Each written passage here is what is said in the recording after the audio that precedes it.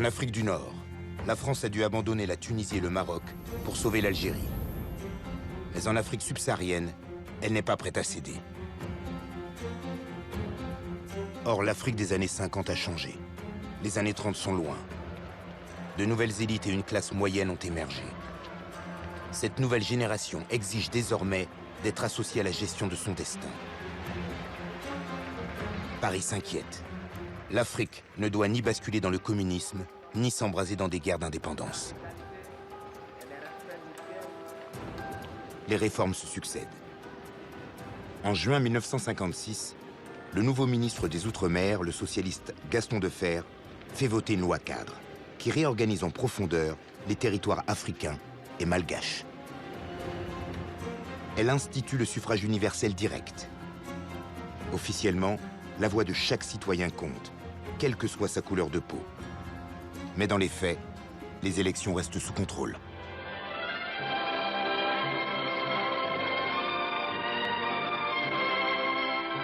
Sous l'œil des caméras, Gaston Defferre défend ses réformes devant des étudiants en sciences politiques. Alors cette loi a également prévu l'institution du suffrage universel et du collège unique. C'était une revendication qui tenait à cœur à tous les habitants des territoires d'outre-mer. Oui, mais ça doit poser des quantités de problèmes parce que il y a des quantités de gens qui ne sont pas évolués. Ça pose d'incontestables problèmes, mais les populations les moins évoluées sont très intéressées en vérité par la situation politique et que même les gens qui ne savent ni lire ni écrire connaissent les candidats, connaissent les partis et savent parfaitement choisir. Mais cette ouverture dissimule le principal objectif de la France, neutraliser l'influence des mouvements indépendantistes. La méthode, placer partout des responsables politiques qui resteront loyaux à la mère patrie. Au Cameroun, les autorités coloniales optent ainsi pour Amadou Ahidjo, un ancien postier de 33 ans à la solde de Paris. Son opposant principal est Ruben Oumniobé, leader de l'UPC, un parti indépendantiste. Oumniobé a bien compris le piège de cette pseudo-démocratisation. Il réclame, lui, une véritable indépendance pour son pays, jusqu'aux Nations Unies.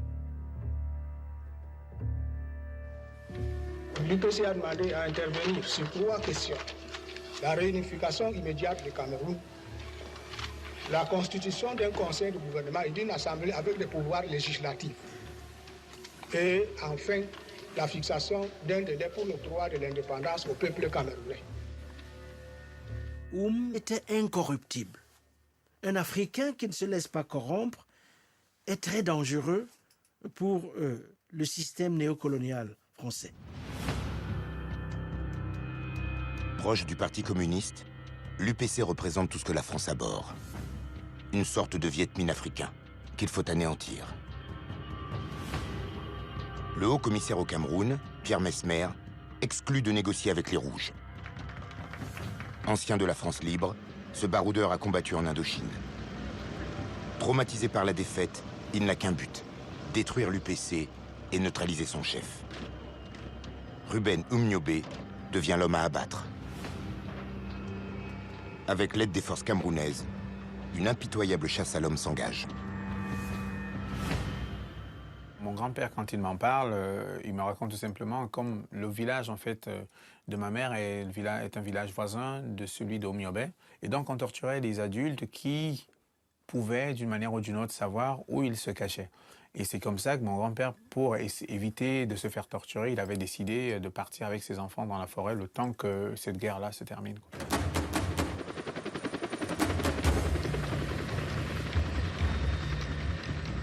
Pour nettoyer la région, les troupes françaises appliquent les méthodes de contre-guérilla imaginées à Madagascar, affinées en Indochine et utilisées au même moment en Algérie.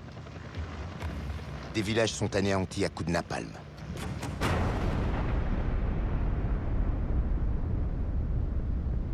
Une guerre cruelle dont les Français de métropole ignorent tout.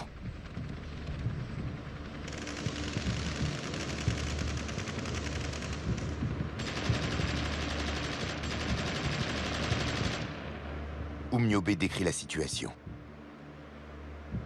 Des villages entiers sont complètement pillés et brûlés.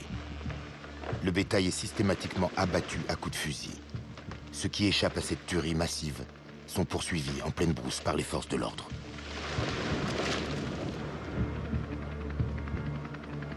Après des mois de terreur, les maquisards de l'UPC sont anéantis. Repéré, Ruben Oumniobé est abattu. Mon grand-père m'a raconté que lorsqu'on tue Oumniobé, son corps est traîné sur des kilomètres pour le défigurer. Il pleuvait ce samedi. Et donc, ils l'ont traîné dans la boue, le visage défiguré, tuméfié. C'est à peine s'il est habillé. Il faut montrer que cet homme, il a été défait.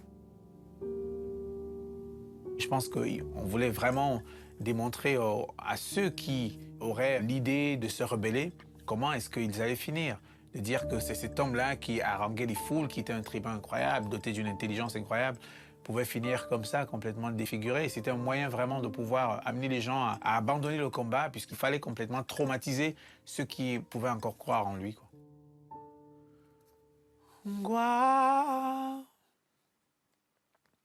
wenu bipemes, long yes mapubi, ngwayem nue, ngwa, wenu bileres, mimbungwes ngikiva, ngwayem nue.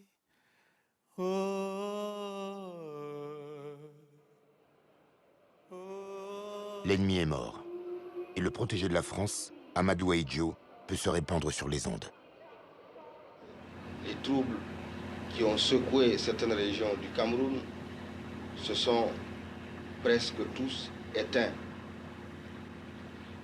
Nous avons fait, en collaboration avec les représentants de la France au Cameroun, tout ce qui était à notre pouvoir pour que le calme revienne. Nous sommes heureux de constater que nos efforts ont été couronnés de succès. Amadou Ahidjo prendra le pouvoir et installera une dictature soutenue par les Français. La répression contre l'UPC au Cameroun durera des années. Avec l'aide de Paris, elle fera des centaines de milliers de victimes.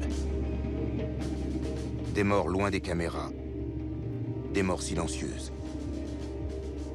C'est le vainqueur qui écrit l'histoire.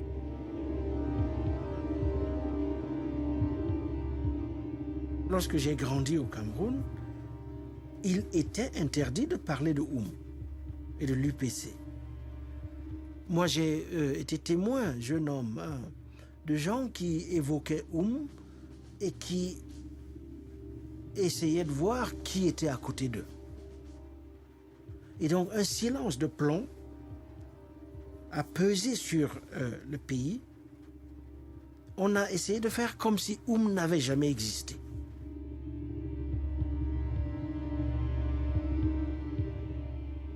C'est comme s'il y avait une amnésie de cette histoire. Ou en tout cas, il faut vraiment faire un travail archéologique quoi, pour déterrer, même au sein des familles, ce qui a été, l'ampleur de ce qui a été et qu'est-ce qui s'est passé. Dans les cours d'histoire qu'on avait au collège, le Cameroun était pris comme exemple d'une décolonisation pacifique. C'est incroyable à quel point les faits et l'histoire peuvent être falsifiés. Et de manière institutionnelle.